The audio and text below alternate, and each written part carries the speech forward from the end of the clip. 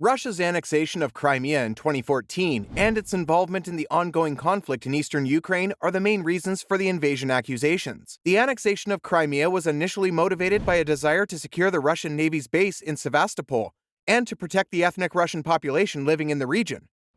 The Russian government argued that the annexation was necessary to protect the rights of ethnic Russians living in Crimea, who they claimed were under threat from the Ukrainian government. The ongoing conflict in eastern Ukraine has been more difficult to pin down on motivations.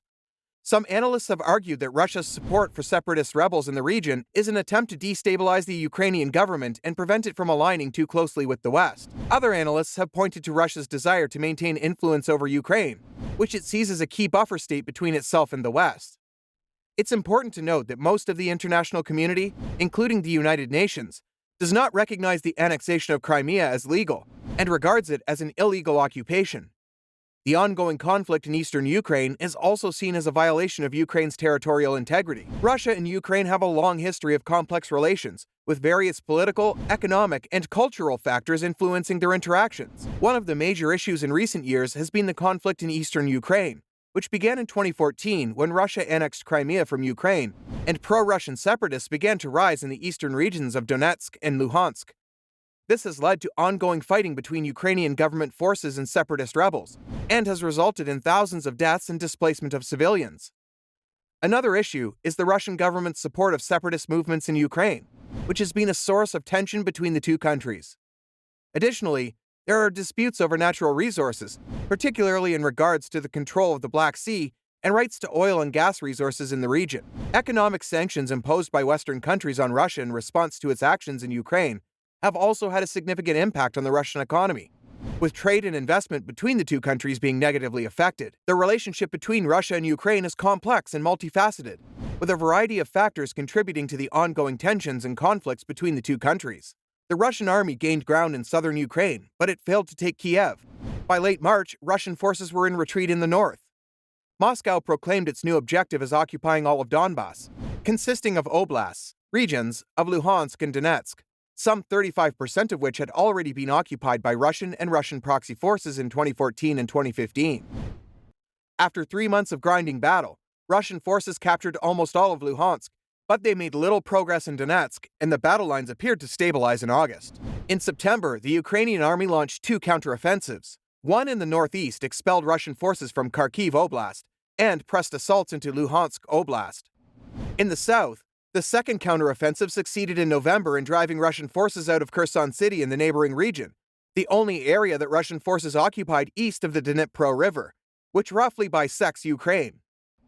Despite 3 months of battlefield setbacks, Moscow has shown no indication of readiness to negotiate seriously to end the war.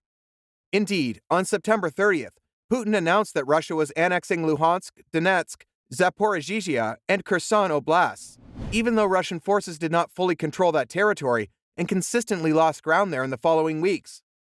The Russian military made up for battlefield losses by increasing missile attacks on Ukrainian cities, aimed in particular at disrupting electrical power and central heating.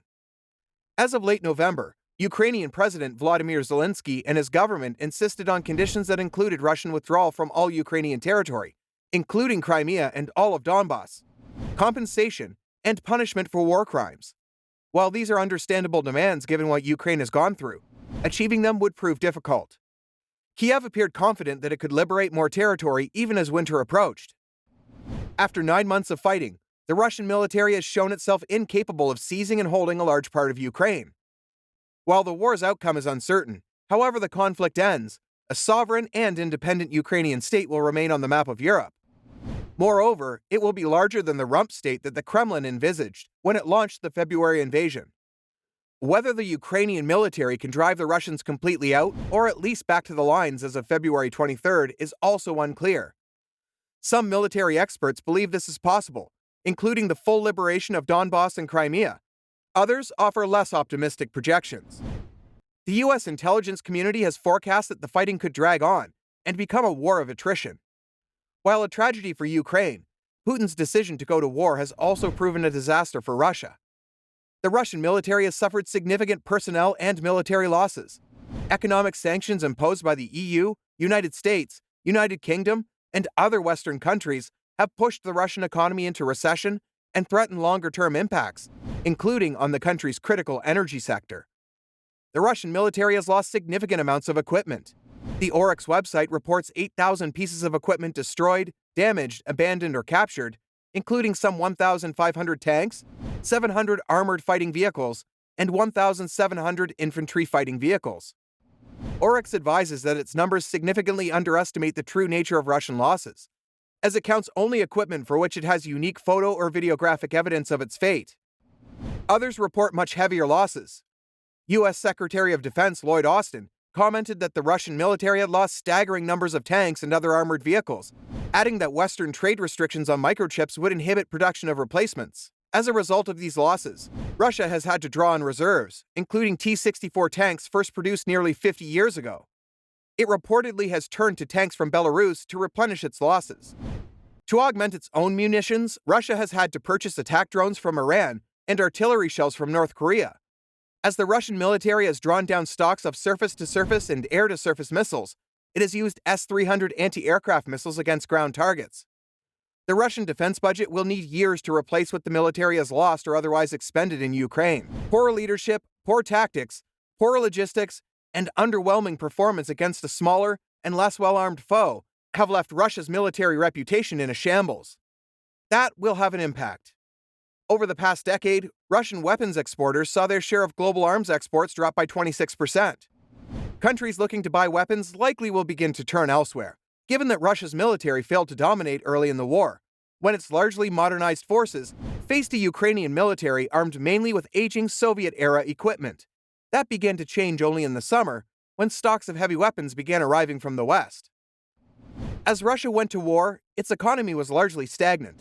While it recorded a post-COVID-19 boost in 2021, average real income fell by 10% between 2013 and 2020. It will get worse. The West has applied a host of economic sanctions on the country.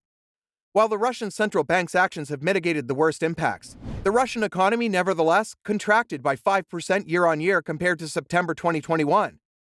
The Organization for Economic Cooperation and Development expects Russia's economy to contract by 3.9% in 2022 and 5.6% in 2023, and a confidential study supposedly done for the Kremlin projected an inertial case in which the economy bottomed out only in 2023 at 8.3% below 2021. One economist notes that the West's cutoff of chips and microelectronics has devastated automobile, aircraft, and weapons production, with the output of cars falling by 90% between March and September. He expects a long run of stagnation. In addition to coping with the loss of high-tech and other key imports, the Russian economy faces brain drain, particularly in the IT sector, that began in February, as well as the departure of more than 1,000 Western companies. It also has a broader labor force challenge. The military has mobilized 300,000 men, and the September mobilization order prompted a new flood of Russians leaving the country, with more than 200,000 going to Kazakhstan. Some estimates suggest several 100,000 others have fled to other countries.